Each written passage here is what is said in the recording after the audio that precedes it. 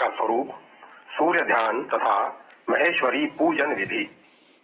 श्री हरि ने कहा, हे रुद्र, नवमी आदि तिथियों में ओम ह्रीं दुर्गे रक्षिणी इस मंत्र से देवी दुर्गा का पूजन करना चाहिए। मार्गशीर्ष अघन मास की तृतीया तिथि से आरंभ करके नाम क्रम के अनुसार गौरी, काली, उमा, दुर्गा, भद्रा, कांति, सरस्वती, मंगला, विजया, लक्ष्मी, शिवा और नारायणी रूप में उन देवी का पूजन करने वाले अधिकृत मनुष्य का इष्ट प्रिय जनों या प्रिय वस्तुओं से वियोग नहीं होता। दुर्गा देवी के 18 हाथ हैं। उन हाथों में खेटक, घंटा, दर्पण, तर्जनी, मुद्रा, धनुष, ध्वज, डमरू, परशु, पाश, शक्ति, मुद्गर, शूल, कपाल, शरक, बाण, अंकुश, वज्र, चक्र और शलाका ये सभी सुशोभित रहते हैं। इनमें सुसज्जित इन अष्टादश भुजा देवी का स्मरण करना चाहिए। 28 भुजा वाली या 18 भुजा वाली अथवा 12 भुजा वाली या 8 भुजा अथवा 4 भुजा वाली दुर्गा देवी का भी ध्यान करना चाहिए। महिषासुर का वध करने वाली वे देवी सिंह पर विराजमान रहती हैं। वासुदेव ने कहा, हे रुद्र, सूर्यार्चन में भगवान सूर्य का इस प्रकार ध्यान करना चाहिए। हे भगवान सूर्य, तेज स्वरूप रक्त वर्ण वाले श्वेत पद्म पर विराजमान, एक चक्र वाले रथ पर समासीन, 2 भुजाओं से युक्त तथा कमल धारण करने वाले हैं। इस रूप में उनका सदैव ध्यान करना चाहिए। श्री हरि ने पुनः कहा, हे वृषभध्वज, अब मैं महेश्वरी पूजा का वर्णन कर रहा हूँ, उसे सुनो। पहले स्नान तथा आचमन कर, इसके बाद आसन पर बैठकर न्यास करके मंडल में महेश्वर की पूजा करें।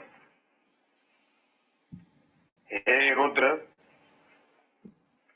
हे महेशान, हर की पूजा परिवार के साथ करें। हे रुद्र, ओम आम शिवासन देवता अगच्छत इस मंत्र से आसन के देवताओं का आवाहन करें। मंडल के मुख्य द्वार पर स्नान गंध आदि द्वारा ओम हाम गणपते नमः मंत्र से गणपति की, ओम हाम सरस्वते नमः मंत्र से सरस्वती की, ओम हाम नंदिने नमः मंत्र से नंदी की, ओम हाम महाकालाय नमः मंत्र से महाकाल की, ओम हाम गंगाए नमः मंत्र से गंगा की, ओम हाम लक्ष्मी नमः मंत्र से लक्ष्मी की, ओम हाम महाकलाय नमः मंत्र से महाकला की तथा ओम हाम अस्त्राय नमः मंत्र से अस्त्र की पूजा करें। इसी प्रकार ओम हाम ब्रह्मणे वस्त्राधिपत्ये नमः से वस्त्राधिपति की, ओम हाम गुरुभ्यो नमः से गुरु की, ओम हाम आधार शक्ति नमः से आधार शक्ति की, ओम हाम अनंताय नमः से अनंत की, ओम हाम धर्माय नमः से धर्म की, ओम हाम ज्ञानाय नमः से ज्ञान की, ओम हाम वैराग्याय नमः से वैराग्य की, ओम हाम ऐश्वर्याय नमः से ऐश्वर्य की, ओम हाम अधर्माय नमः से अधर्म की, ओम हाम अज्ञानाय नमः से अज्ञान की, ओम हाम अवैराग्याय नमः से अवैराग्य की, ओम हाम अनिश्चर्याय नमः से अनिश्चर्य की, ओम हाम उधर्व उच्छदानाय नमः से उधर्व उच्छधन की, ओम हाम अक्षर अधर छंदाय नमः से अधर छंद की, ओम हाम पद्माय नमः से पद्म की, ओम हाम कार्तिकेय नमः से कार्तिक कर्णिका, ओम हाम कर्णिकाय नमः से कर्णिका की, ओम हाम वामाय नमः से वामा की, ओम हाम ज्येष्ठाय नमः से ज्येष्ठा की, ओम हाम रौद्राय नमः से रौद्री की, ओम हाम कालिये नमः से काली की, ओम हाम कल विक्रणे नमः से कल विक्रणी की, ओम हाम बल प्रमथिने नमः से बल प्रमथनी की, ओम हाम सर्वभूत दमने नमः से भूत दमनी की ओम हाम मनोन्मन्ये नमः से मनोन्मनी की ओम हाम मंडल त्रिताय नमः से मंडल तृतीय की ओम हाम ओम हम शिव मूर्ति नमः से शिव मूर्ति की ओम हाम विद्याधिपते नमः से विद्याधिपति की ओम हाम हीम ओम शिवाय नमः से शिव की पूजा करें। अनंतर ओम हाम हृदयाय नमः से हृदय की ओम हिम शिर से नमः से सिर की ओम हुम शिखाय नमः से शिखा की ओम हम कवचाय नमः से कवच की ओम ओम नेत्रताय नमः से नेत्रत्य की ओम अस्त्राय नमः से अस्त्र की और ओम हाम सगो जाताय नमः से सगो जात की पूजा करें। सगो जात की 8 कलाएं जाननी चाहिए जो पूर्व दिशा आदि दिशाओं में स्थित है। उनकी पूजा गंध आदि से इस प्रकार करनी चाहिए। ओम हाम सिद्धये नमः से सिद्धि की ओम हाम रिद्धये नमः से करते हैं, किंतु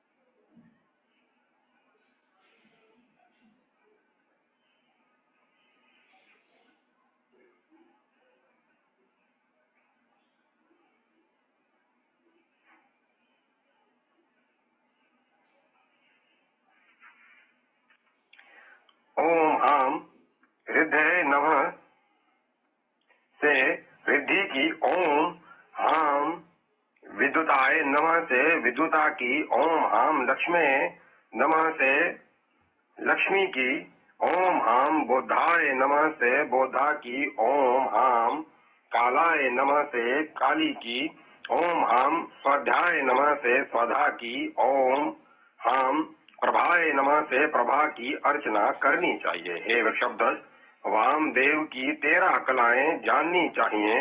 उनकी भी पूजा गंध पुष्प आदि से करनी चाहिए। उनकी पूजा में पहले ओम हाम वामदेवाय नमः कहकर वामदेव की पूजा करने के बाद उनकी कलाओं का पूजन करना चाहिए।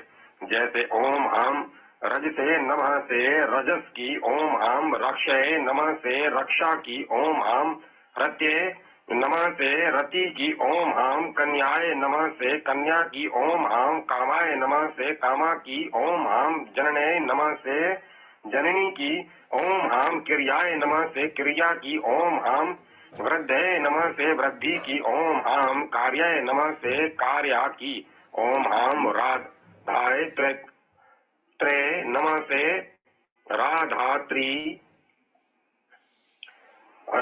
धात्री की ओम हाम ब्राह्मणे नमः से ब्राह्मणी की ओम हाम मोहिनीये नमः से मोहिनी की और ओम हाम राय नमः से शरा की अर्चना करनी चाहिए। हे वृषभध्वज, तत्पुरुष की 4 कलाएं हैं। पहले ओम हाम तत्पुरुषाय नमः इस मंत्र द्वारा तत्पुरुष की पूजा करें। तदंतर ओम हाम निवृत्ते नमः से निवृत्ति की ओम हाम प्रतिष्ठाय नमः से प्रतिष्ठा की ओम हाम विद्याय नमः से विद्या की और ओम हाम शांति नमः से शांति की पूजा करनी चाहिए। अघोर की भैरव संबंधी 6 कलाएं जाननी चाहिए।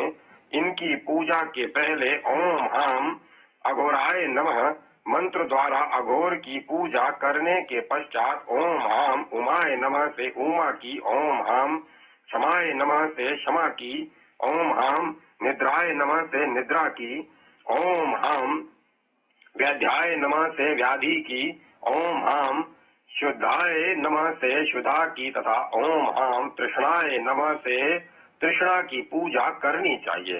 हे वृषभध्वज, ईशान देव की 5 कलाएं हैं, इनकी पूजा में ओम हाम ईशानाय नमः इस मंत्र से ईशान की पूजा करने के पश्चात ओम हाम समित्ये नमः से समिति की, ओम हाम अंगदाय नमः से अंगदा की, ओम हाम कृष्णाय नमः से कृष्णा की, ओम हाम मरीचे नमः से मरीचि की और ओम हाम ज्वालाय नमः से ज्वाला की पूजा करें। तदंतर हे शंकर, ओम हाम शिव परिरभ्यो नमः से शिव परिवार का, ओम हाम इंद्राय सुराधिपत्ये नमः से सुराधिपति इंद्र का, ओम हाम अग्ने तेजोधिपत्ये नमः से तेजाधिपति अग्नि का, ओम हाम यमाय प्रेताधिपत्ये नमः से प्रेताधिपति यम का, ओम हाम नेतृत्य रक्षाधिपते नमः से रक्षाधिपति नेतृति का, ओम हाम वरुणे ओम हाम वरुणाय जलाधिपत्ये नमः से जलाधिपति वरुण का, ओम हाम वाव्ये प्राणाधिपत्ये नमः से प्राणाधिपति वायु का, ओम हाम सोमाय नेत्राधिपत्ये नमः से नेत्राधिपति सोम का, ओम हाम ईशानाय सर्वविद्याधिपत्ये नमः से सर्वविद्याधिपति ईशान का, ओम हाम अनंताय नागाधिपत्ये नमः से नागाधिपति अनंत का, ओम हाम ब्रह्मणे सर्वलोकाधिपत्ये नमः से सर्वलोकाधिपति ब्रह्मा का और ओम हाम धूलिचंडेश्वराय नमः से धूलि चंडेश्वर का आवाहन स्थापन सन्निधान सन्निरोध तथा सकलीकरण करना चाहिए। तदंतर तत्व न्यास करके मुद्रा दिखानी चाहिए तथा ध्यान करना चाहिए। इसके बाद पाद आचमन अर्घ्य पुष्प अभंग उद्वर्तन और स्नान तथा सुगंधानुलेपन वस्त्र अलंकार भोग अंगन्यास धूप दीप नैवेद्य अर्पण करोधत्वन पाद अर्घ्य आचमन गंध और तांबूल निवेदन करने के बाद गीत वाद नृत्य से महेश्वर को संतुष्ट कर छत्र आदि समर्पित करना चाहिए। मुद्रा का प्रदर्शन करके आवाहित देव के रूप का ध्यान जप तथा भाव से मूल मंत्र द्वारा जप और पूजा को समर्पित करें। इस प्रकार विविध कामनाओं की सिद्धि के लिए विश्वावसु गंधर्व तथा देवी काल रात्रि आदि की उपासना करनी चाहिए। अध्याय 38, 39, 40, 41 समाप्त। जय माता सरस्वती। जय मां सरस्वती। शिव के पवित्रारोपण की विधि।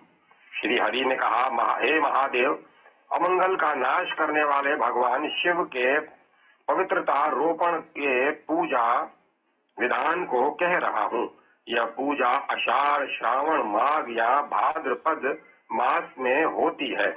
पवित्रता रोपण की इस पूजा में पवित्र जनेऊ बनाने के लिए सतयुग आदि के भेद से सूत्र धारण का नियम है। जैसे सतयुग में स्वर्ण के, त्रेता में रजत के, द्वापर में ताम्र के और कलयुग में कन्या के हाथ से बनाए गए कपास के सूत्र को ग्रहण करना चाहिए। सूत्र को लेकर पहले उसे तिगुना करके पुनः उसका तिगुना करना चाहिए। इस प्रकार नवगुठित सूत्र से पवित्र का निर्माण करके वामदेव मंत्र से उसमें ग्रंथि देनी चाहिए। तदंतर हे शिव सगो जात मंत्र से उसका प्रक्षालन करके अघोर मंत्र से उसका शोधन करना चाहिए। तत्पश्चात तत्पुरुष मंत्र से उसमें बंधन तथा ईशान मंत्र से तंतु देवता को सुगंधित धूप दिखाना चाहिए। तंतुओं में क्रमशः ओंकार, चंद्र, अग्नि, ब्रह्मा, नाग, शिखी ध्वज, सूर्य, विष्णु और शिव का वास है। ये 9 तंतु के देवता हैं। हे रुद्र, उस पवित्रक में 108 या 50 तथा 25 तंतु होने चाहिए। ये क्रमशः उत्तम, मध्यम तथा कनिष्ठ है। पवित्रक में 10 ग्रंथि का मान है, अतएव प्रत्येक 4 उंगुल या 2 उंगुल अथवा 1 उंगुल का अंतर देकर एक एक ग्रंथि का बंधन देना चाहिए। हे सदाशिव, उन ग्रंथियों के नाम इस प्रकार हैं: प्रकृति, पौरुषी, वीरा, अपराजिता, जानवा, विजया, रुद्रा, अजीता, मनोन्मनी तथा सर्वमुखी। हे शिव, ग्रंथि बंधन के पश्चात उस पवित्र को कुमकुम, चंदन आदि सुगंधित पदार्थों से रंजित करना चाहिए। उस गंधानुरंजित पवित्र को देव को समर्पित कर देना चाहिए। तदंतर यथाविधि सभी क्रियाओं को करके हे देवेश, हे महेश्वर, आप अपने गुणों के साथ यहाँ पर आमंत्रित हैं। प्रातः काल यहीं पर आपका पूजन करूंगा, अतः आप यहाँ पर उपस्थित रहें। इस प्रकार देवता को निमंत्रित करें और गीत वाद आदि के द्वारा रात्रि जागरण करें। प्रातः उन आमंत्रित पवित्रकों को भगवान महेश्वर के पास स्थापित करके चतुर्दशी तिथि में स्नान करें और सबसे पहले सूर्य तथा रुद्र की पूजा करें। तदंतर ललाटस्थ विश्व रूप का ध्यान कर अपने आत्म स्वरूप की पूजा करें। तत्पश्चात अस्त्र मंत्र से प्रोक्षित और हृदय मंत्र के द्वारा अर्पित तथा संहिता मंत्रों से धूपित पवित्रकों को भगवान को समर्पित करना चाहिए। सबसे पहले शिव तत्व और विद्या तत्व की पूजा करके अमृतत्व और देवत्व का पूजन इन निर्धारित मंत्रों से करें। ओम होम ओम शिव तत्वाय नमः, ओम हिम हिम हिह विद्या तत्वाय नमः, ओम हाम आत्म तत्वाय नमः, ओम हाम हीम होम सोम सर्व तत्वाय नमः। भगवान महेश्वर को पवित्र विधि पूर्वक निवेदित कर स्वयं भी धारण करना चाहिए। अध्याय 42 समाप्त। जय माता सरस्वती, जय मां सरस्वती। विष्णु के पवित्रारोपण की विधि। श्री हरि ने कहा, हे वृषभध्वज, अब मैं आपसे विष्णु के पवित्रारोपण का वर्णन करूंगा, जो भोग और मोक्ष दोनों को देने वाला है। प्राचीन समय में हो रहे देवासुर संग्राम में अपनी विजय न होती देखकर ब्रह्मादि देवगण विष्णु के ही शरण में गए। उन सब की प्रार्थना सुन करके विष्णु ने विजय प्राप्ति के लिए उन्हें अपने गले का हार, पवित्र नामक द्रव्य तथा एक ध्वज प्रदान किया और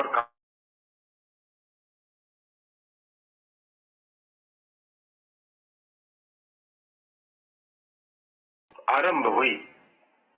हे हर, प्रतिपदा से लेकर पौर्णमासी तक जिस देवता की जो तिथि कही गई है, उसके अनुसार ही उस तिथि में उन देवताओं का पवित्रारोपण करना चाहिए। हे शिव, शुक्ल पक्ष को हो अथवा कृष्ण पक्ष, द्वादशी तिथि में विष्णु के लिए पवित्रारोपण का विधान है। व्यतिपात योग, उत्तरायण, दक्षिणायन, चंद्र तथा सूर्य ग्रहण, विवाह आदि मंगल एवं वृद्धि कार्यों तथा गुरु पूजन के आगमन इत्यादि अवसरों पर यह पूजा करनी चाहिए। पवित्र के उद्देश्य से भी नित्य पूजन हो सकता है, किंतु वर्षा काल में इसका पूजन आवश्यक है। हे रुद्र, इन पवित्रकों का निर्माण वर्णानुसार होना चाहिए। जैसे ब्राह्मणों का पवित्र कौशय कपास, सोम अथवा कुछ सूत्र से निर्मित होना चाहिए। क्षत्रियों का पवित्र कौशय सूत्र से, वैश्यों का सोम सूत्र से तथा वल्कल सूत्र से और शूद्रों का स्तन से बना हुआ पवित्र प्रशस्त माना गया है। कपास या पद्मज कमल से निर्मित पवित्र समस्त समस्त वर्णों के लिए है।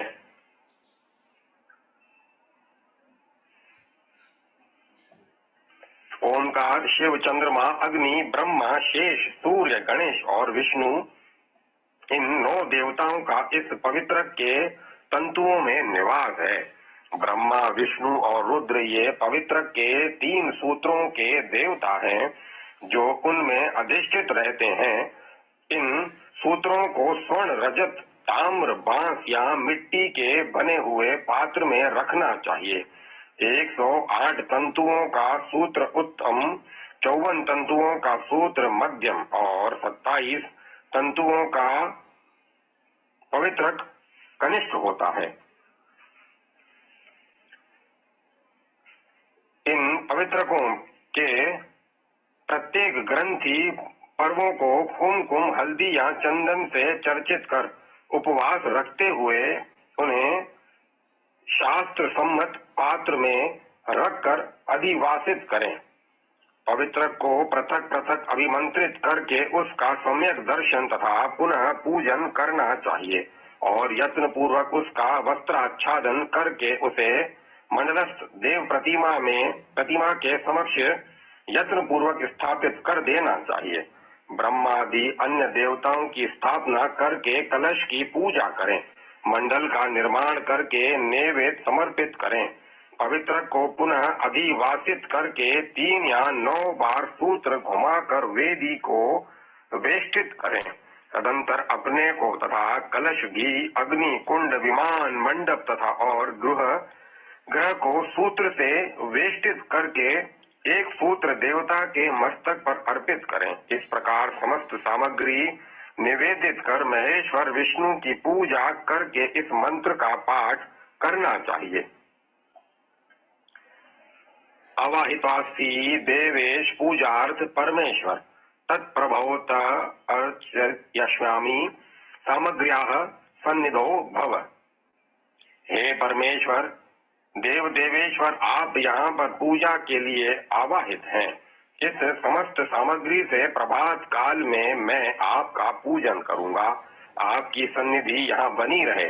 1 रात्रि यहाँ 3 रात्रि तक पवित्र को अधिवासित कर स्वयं रात्रि में जागरण करके प्रातः काल भगवान केशव का पूजन करें और निर्मित पवित्रकों को उन देव को अर्पित करें।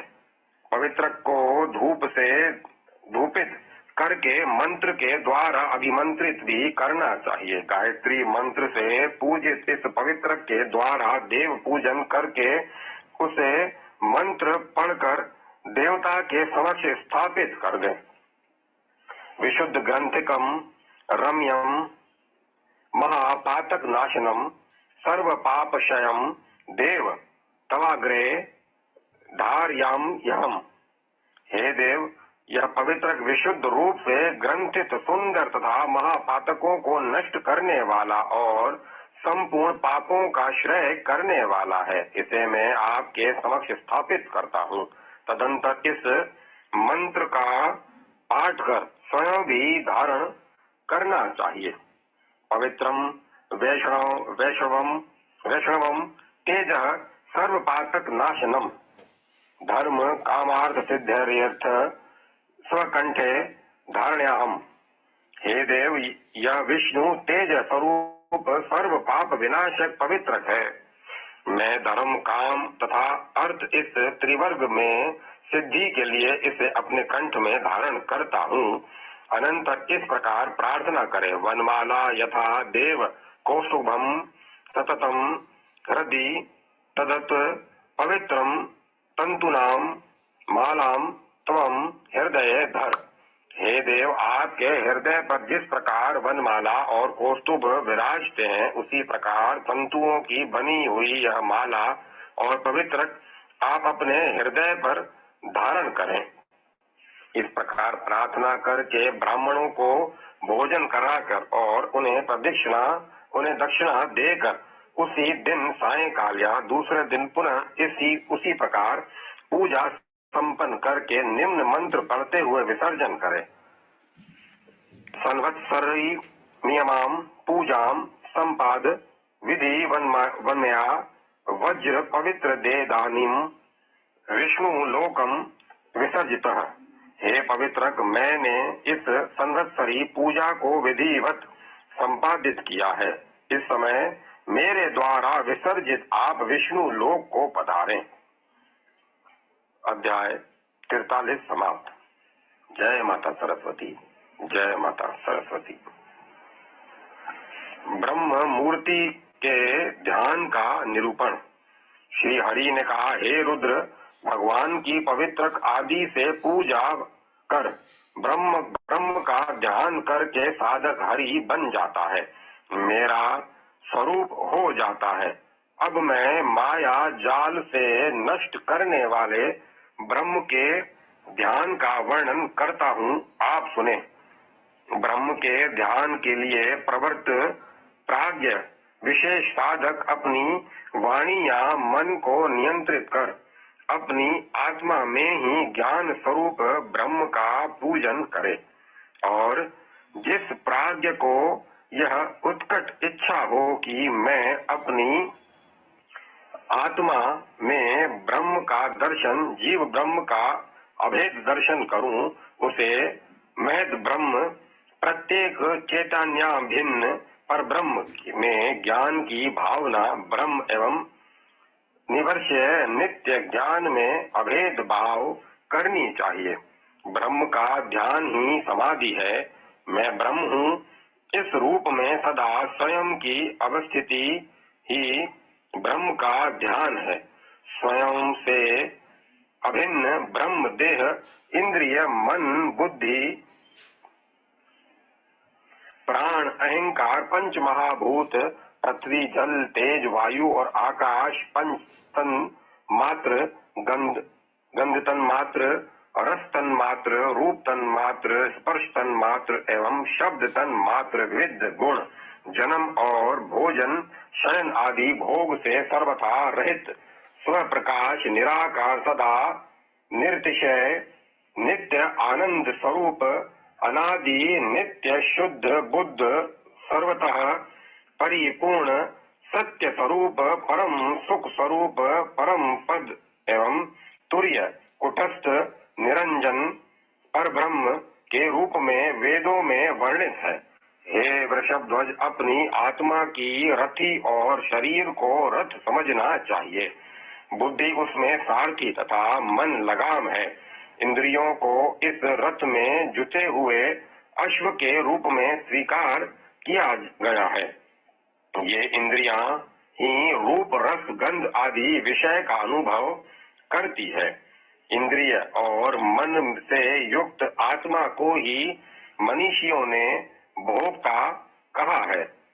जो मनुष्य विज्ञान रूपी सारथी से युक्त है, मन रूपी लगाम को अपने वश में रखता है, वही उस परम पद को प्राप्त करता है, फिर वह उत्पन्न नहीं होता।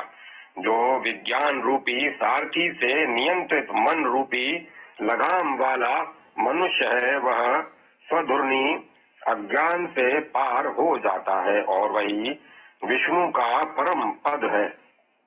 इस योग की परम साधना में अहिंसा आदि धर्मों को यम तथा शौचादिक कर्मों को नियम कहा गया है। पादादि आसन है। प्राण अपानादिक वायु पर विजय प्राप्त करना प्राणायाम है। इंद्रियों पर विजय, प्रत्याहार और ईश्वर का चिंतन करना ध्यानावस्था है। मन को नियंत्रित करना भी धारणा है और ब्रह्म में मन को केंद्रित करने की जो स्थिति होती है वह समाधि है। यदि पहले इस योग के द्वारा चंचल चित्त स्थिर नहीं होता तो उस मूर्ति परमेश्वर का इस प्रकार चिंतन करना चाहिए, जो हृदय कमल की कर्णिका के मध्य विराजमान रहने वाले हैं तथा शंख, चक्र, गदा और कमल से सुशोभित हैं, जो श्री वत्स तथा कौस्तुभ मणि, वनमाला एवं लक्ष्मी से विभूषित हैं, जो नित्य शुद्ध ऐश्वर्य संपन्न सत्य परमानंद स्वरूप आत्म स्वरूप परम ब्रह्म तथा परम ज्योति स्वरूप हैं। ऐसे वे 24 स्वरूप अवतार वाले शालग्राम की शिला में विराजमान द्वारकाधी शिलाओं पर अवस्थित रहने वाले परमेश्वर ध्यान के योग्य हैं और पूजनीय हैं। मैं भी वही हूँ ऐसा समझना चाहिए। इस प्रकार आत्म स्वरूप नारायण का यम नियम इत्यादि योग के साधनों से एकाग्र चित्त होकर जो ध्यान करता है वह मनोविलक्षित इच्छाओं को प्राप्त कर वैमानिक देव हो जाता है। यदि निष्काम होकर उन हरि की मूर्ति का ध्यान और स्तवन करें तो मुक्ति प्राप्त हो जाती है। अध्याय 44 समाप्त। जय माता सरस्वती। जय मां सरस्वती। विविध शालिग्राम शिलाओं के लक्षण। श्री हरि ने कहा, हे वृषभध्वज, अब मैं प्रसंगवश शालग्राम का लक्षण कहता हूँ। शालग्राम शिलाओं के स्पर्श मात्र से करोड़ों जन्मों के पाप नष्ट हो जाते हैं। केशव, नारायण, गोविंद तथा मधुसूदन आदि नामों वाली विभिन्न शालग्राम शिलाएं होती हैं जो शंख, चक्र आदि चिन्हों से सुशोभित रहती हैं। इन शिलाओं के लक्षण इस प्रकार हैं। शंख, चक्र, गदा तथा पद्म के चिन्हों से सुशोभित शिला केशव, पद्म, कौमोदिक की गदा, चक्र तथा शंख के चिन्ह से सुशोभित शिला नारायण, चक्र, शंख, पद्म तथा गदा के चिन्हों से विभूषित शिला माधव और गदा, पद्म, शंख तथा चक्र के चिन्ह से शोभायमान शिला गोविंद नाम से जानी जाती है। पद्म, शंख, चक्र, गदा से युक्त विष्णु नाम की शंख, पद्म, गदा तथा चक्र से युक्त मधुसूदन नाम की गदा, चक्र, शंख, पद्म से संयुक्त त्रिविक्रम नाम की चक्र, गदा, पद्म, शंख से चिन्हित वामन नाम की चक्र, पद्म, शंख एवं गदा से समन्वित श्रीधर नाम की और पद्म, गदा, शंख, चक्र से अंकित ऋषिकेश नाम की शालग्राम मूर्ति कही गई है। इन देव मूर्तियों को बार बार नमन है। पद्म, चक्र, गदा, शंख चिन्ह पूरित शालग्राम शिला, पद्मनाभ, शंख, चक्र, गदा, पद्म युक्त शालग्राम शिला, दामोदर, शंख, चक्र, शंख, गदा तथा पद्म से संयुक्त शालग्राम शिला, वासुदेव, शंख, पद्म, चक्र, गदा चिन्ह से समन्वित शालग्राम शिला, संकर्षण, शंख, गदा, पद्म, चक्र से सुशोभित शालग्राम शिला, प्रद्युम्न तथा गदा, शंख, पद्म और चक्र से सुशोभित शालग्राम शिला अनिरुद्ध नाम से अभिहित है। इन्हें बारंबार प्रणाम है। पद्म, शंख, गदा, चक्र से चिन्ह से विभूषित पुरुषोत्तम नाम की गदा, शंख, चक्र, पद्म चिन्ह से विभूषित अधोक्षज नाम की गदा, पद्म, गदा, शंख, चक्र से विभूषित नरसिंह नाम की पद्म, चक्र, शंख, गदा से अंकित अच्युत नाम की और शंख, चक्र, पद्म, गदा से संयुक्त जनार्दन की शालग्राम मूर्ति है। इन देव नामों से अभिहित मूर्तियों को नमस्कार है। गदा, चक्र, पद्म, शंख से अंकित शालग्राम उपेंद्र, चक्र, पद्म, गदा, शंख से उपयुक्त शालग्राम हरि, गदा, पद्म, चक्र, शंख चिन्ह से सुशोभ शालग्राम श्री कृष्ण नाम से प्रसिद्ध है। और शालग्राम शिला के द्वार देश पर चिन्हित 2 चक्र धारण करने वाले शुक्ल वर्ण वाले भगवान वासुदेव हैं। इन सभी रूपों एवं नामों को धारण करने वाले ही गदाधर भगवान विष्णु हम सब की आप रक्षा करें।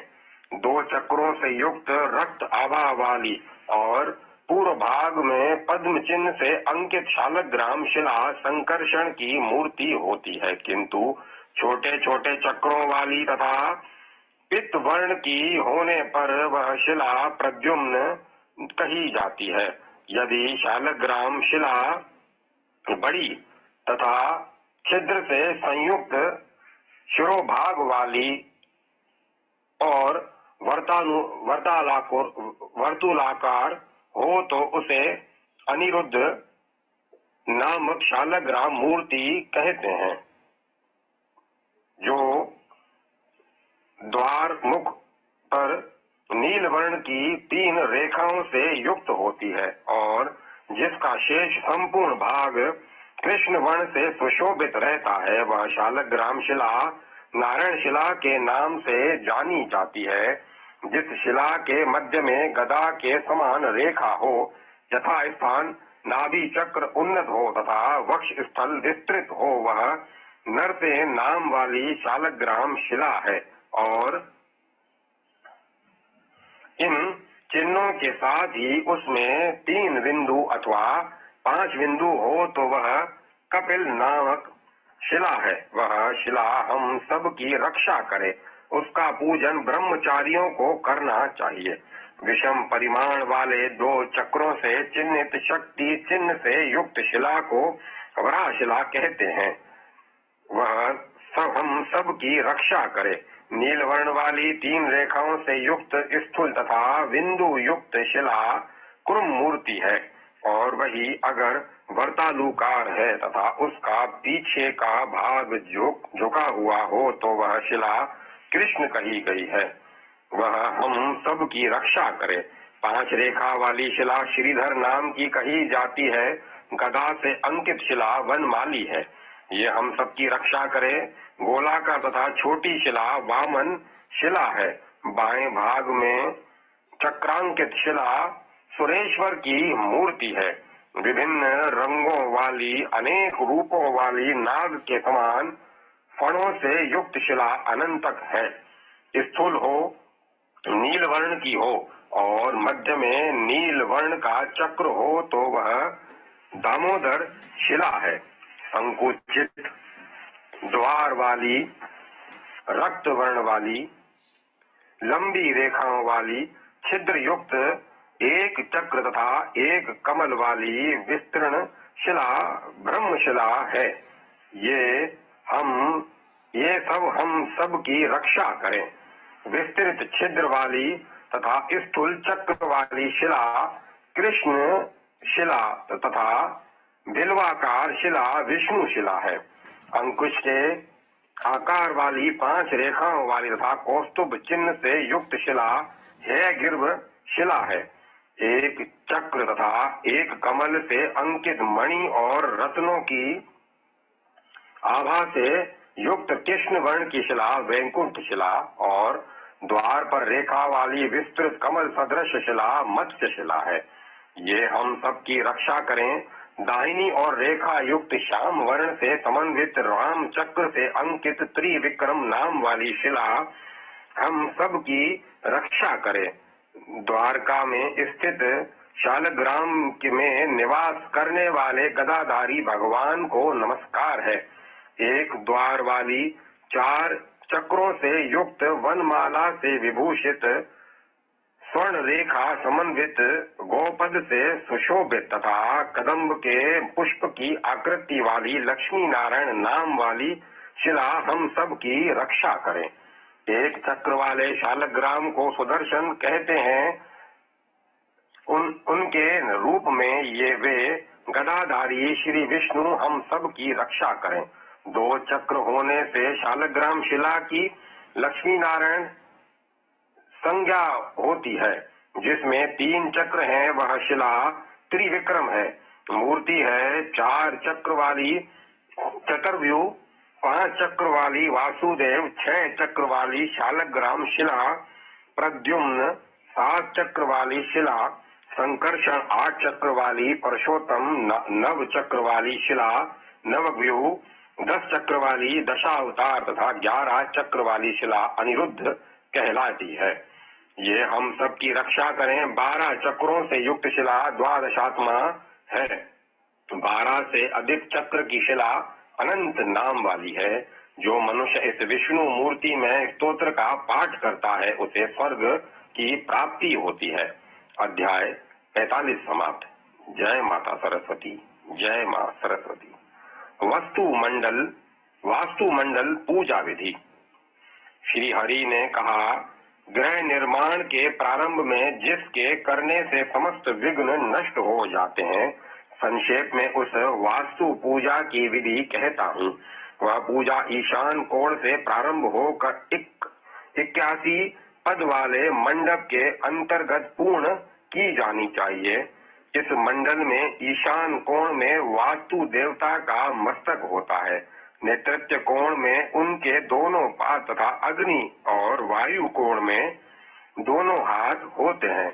आवास अर्थात भवन, ग्रह आदि, नगर, ग्राम, व्यापारिक पथ, प्रसाद, उद्यान, दुर्ग, देवालय तथा मठ आदि के निर्माण में वास्तु देवता की स्थापना पूर्वक पूजा करनी चाहिए। 22 देवता ब्राह भाग में तथा 13 देवता अंतः भाग में अवस्थित रहते हैं।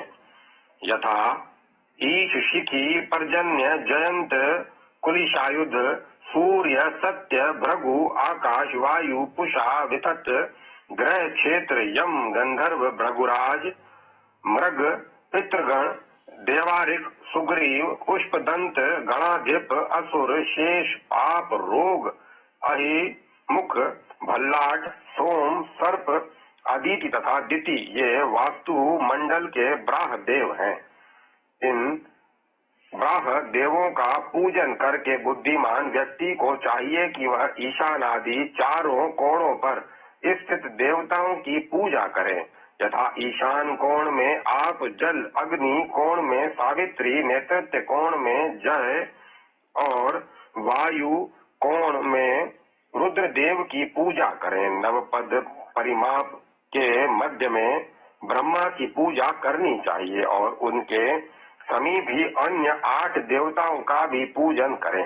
पूर्वाधिक क्रम से उन पूजनीय देवों के नाम इस प्रकार हैं: अर्यमा, सविता, विवस्वान, विबुधाधिप, मित्र, राजश्मा, पृथ्वीधर और अपवत्स। ये 8 देव हैं जो ब्रह्मा के चारों ओर मंडलाकार स्थित हैं। दुर्ग निर्माण में ईशान कोण से नेतृत्व कोण पर्यंत सूत्र द्वारा किया गया रेखांकन वंश कहा जाता है और अग्नि कोण से जब वायु कोण पर्यंत दूसरी रेखा खींची जाती है तो वह वंश रेखा धुरधर रेखा कहलाती है। वंश रेखा पर ईशान कोण में अदिति, धुरधर योग बिंदु पर हिमवंत, नेतृत्व कोण अर्थात वास्तुमंडल के अंतिम नेतृत्व बिंदु पर जयंत के पूजन का विधान है। तत्पश्चात धुरधर रेखा के प्रारंभ में अग्नि कोण पर नायिका तथा अंतिम छोर वायु कोण पर कालिका देवी की पूजा करनी चाहिए।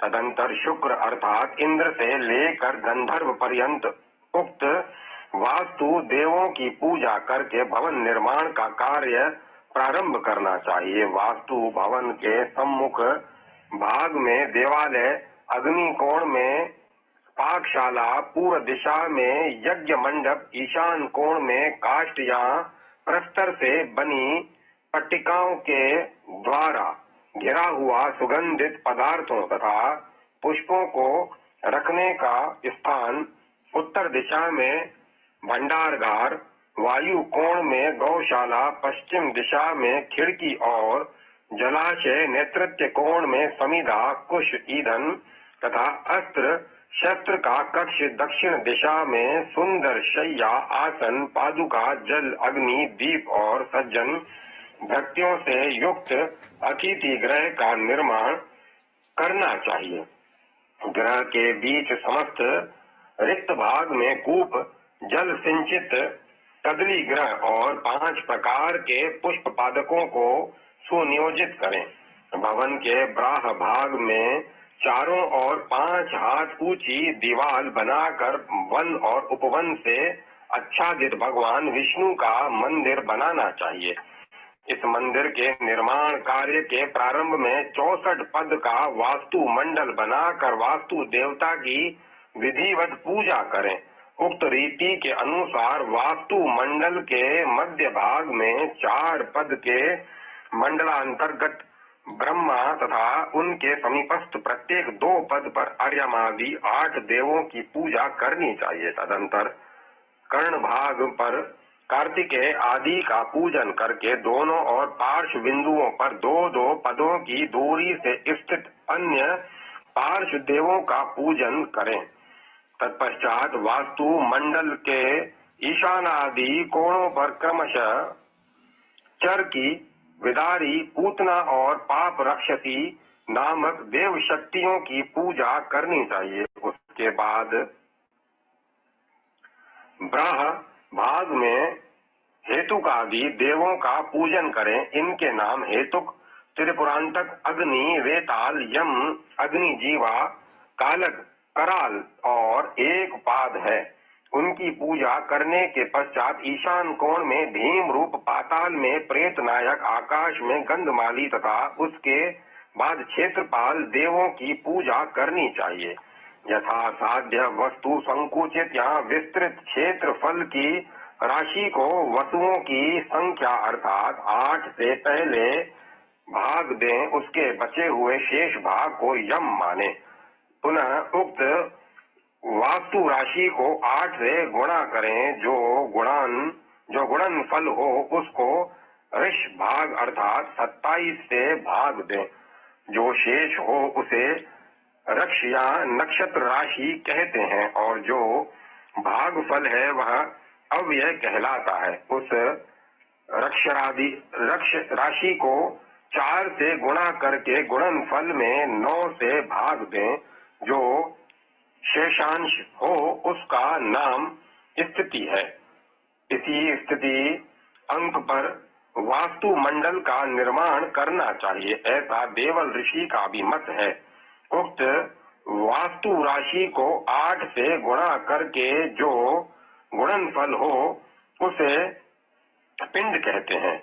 उस पिंड को 60 से भाग देना चाहिए। जो शेषांक हो उसके द्वारा गृह स्वामी के जीवन मरण और परिजनों के विनाश का निर्धारण होता है।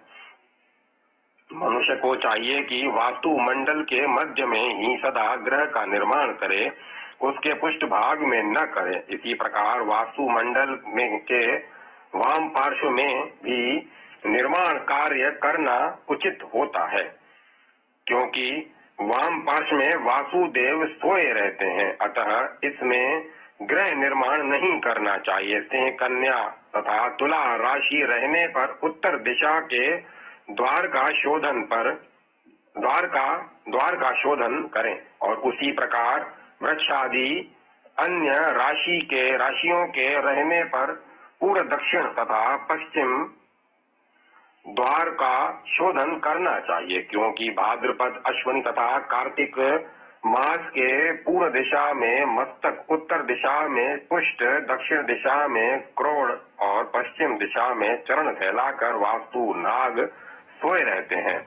अतः उत्तर दिशा का द्वार इस काल में प्रशस्त होता है। वृश्चिक, धनु एवं मकर राशि अर्थात मार्गशीर्ष, पोष और माघ में वास्तु नाग का सिर दक्षिण, पुष्ट पूर्व, क्रोड़ पश्चिम और पैर उत्तर दिशा में रहता है, जिससे उस समय पूर्व दिशा का द्वार शोधन उचित है। कुंभ, मीन और मेष राशि अर्थात फाल्गुन, चैत्र तथा वैशाख मास में वास्तु नाग का मस्तक पश्चिम, पृष्ठ दक्षिण तथा पैर उत्तर पूर्व दिशा में रहता है। अतः दक्षिण दिशा के द्वार का शोधन इस काल में श्रेयस्कर है।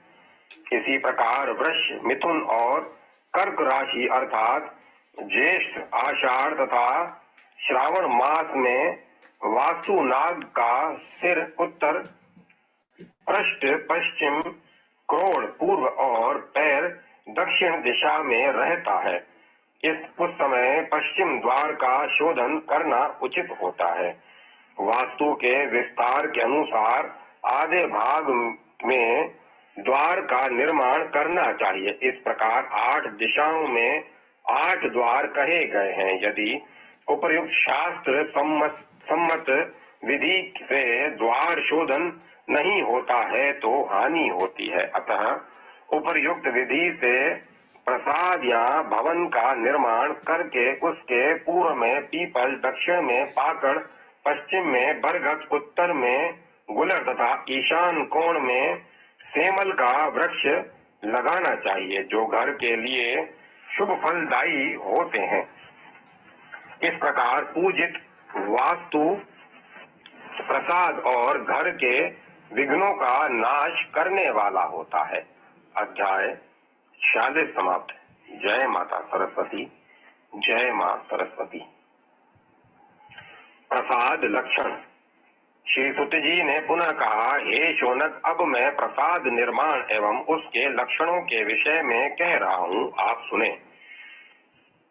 सर्वप्रथम कुशल वास्तुविद की देख रेख में चारों दिशाओं में 64 पद परिमाप का एक चतुष्कोण भूमखंड तैयार करना चाहिए, जिसमें 48 पद परिमाण भूमि में दीवाल का निर्माण करें। साथ ही चारों दिशाओं में कुल 12 द्वार वारादरी बनाए जाएं। प्रसाद की ऊंचाई के परिमाण को, अर्थात पृथ्वी तल पर प्रसाद का बनाया गया ऊंचा जो धरातल है, उसको प्रसादिक जंगा कुर्सी कहते हैं। भवन की वह जंगा मानव जंगा की अपेक्षा 2.5 गुना अधिक होनी चाहिए। उसके ऊपर निर्मित होने वाले गर्भ भाग के विस्तार परिमाप को शुक्रांध्री कहते हैं। गर्भ भाग को पुनः 3 अथवा 5 भागों में विभक्त करना चाहिए और शुक्रांध्री के द्वार की ऊंचाई शिखर भाग की आधी करनी चाहिए। 4 शिखर बनाकर उसके तीसरे भाग पर वेदी बंधन करें। उसके चतुर्थ भाग पर पुनः प्रसाद के कंठ भाग का निर्माण करना चाहिए, अथवा भवन का निर्माण करने के लिए भूमि खंड को समान 16 भागों में विभक्त करके उस 16वें भाग के चतुर्थ भाग के मध्य में गर्भगृह का निर्माण करवाएं। बचे हुए 12 भाग में भित्ति दीवाल का निर्माण करें। चतुर्थ भाग की ऊंचाई के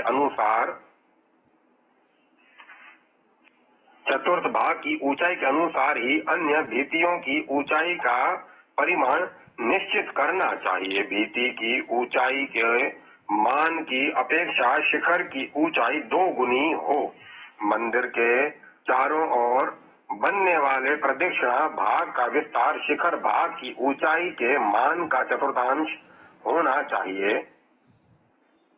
बुद्धिमानों को चाहिए कि वे उस देव प्रसाद में चारों दिशाओं में निर्गम बाहर निकलने के द्वार रखे। गर्भगृह की चतुर्दिक भित्तियों के प्रत्येक भित्ति का 5 भाग करके उसके मध्य में 5वें भाग में द्वार लगाना चाहिए। ऐसा ही गर्भगृह के प्रत्येक द्वार का मान वास्तुविद विद्वानों ने निर्धारित किया है। गर्भगृह के समान ही उसके अग्रभाग में मुखमंडप बनाना चाहिए। यह प्रसाद का सामान्य लक्षण कहा गया है। अब मैं लिंग निर्माण के परिमाण को कह रहा हूँ। हे शौनक, लिंग के परिमाण के अनुसार उसकी पीठ का निर्माण होना चाहिए। पीठ भाग का दुगुना चारों और पीठ का गर्भ भाग हो। पीठ गर्भ के अनुसार ही उसकी भित्ति तथा उसके विस्तार के अर्ध परिमाण में उस लिंग पीठ का जंगा भाग निर्मित करें। हे शौनक, जंगा भाग के परिमाण की अपेक्षा 2 गुणित ऊंचा शिखर होना चाहिए। पीठ और गर्भ भाग के मध्य जो परिमाण हो, उस परिमाण के अनुसार शुक्रांध्र भाग निर्मित होता है। द्वार निर्माण के समय पहले जैसा कहा जा चुका है, शेष कार्य वैसे ही होगा। लिंग का परिमाण बताया जा चुका है। अब द्वार का परिमाण कहते हैं। 4 हाथ 6 फुट का द्वार बनाया जाए, जो वास्तु से 8वां हिस्सा होता है। स्वेच्छानुसार उसका दुगना विस्तार हो सकता है। द्वार के सदृश पीठ के मध्य भाग को छिद्र युक्त ही रखना चाहिए। पादिक, शेषिक तथा भित्ति द्वार परिमाण के अनुसार ही उसके अर्ध अर्ध परिमाण की दूरी पर निर्मित करें। उस गर्भ भाग के विस्तार के समान ही मंडप के जंगा भाग का निर्माण करके उस जंगा भाग के द्विगुण के परिमाण में ऊंचे शिखर भाग को निर्मित करें। शुक्रांध्री भाग को पहले की ही भांति बनवाकर निर्गम अर्थात द्वार भाग को ऊंचा ही बनवाएं। ऐसा मंडप निर्माण का मान है। उसके अतिरिक्त शेष प्रसाद भाग के स्वरूप को कह रहा हूँ, सुने।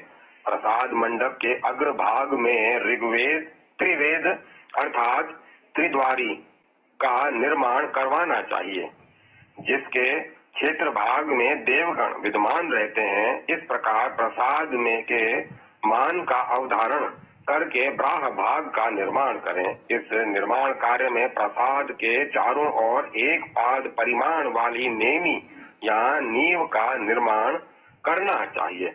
वैसे संसार के गर्भगृह में परिमाण के अनुसार नेमी का मान उसका द्विगुण है। भित्ति की चौड़ाई से 2 गुना ऊंचा उसका शिखर भाग होना चाहिए। लक्षणों एवं स्वरूप की भिन्नता के कारण प्रसाद अनेक प्रकार के होते हैं, यथा वैराज, पुष्पक, कैलाश, मालिका, माणिक तथा त्रिविष्टक।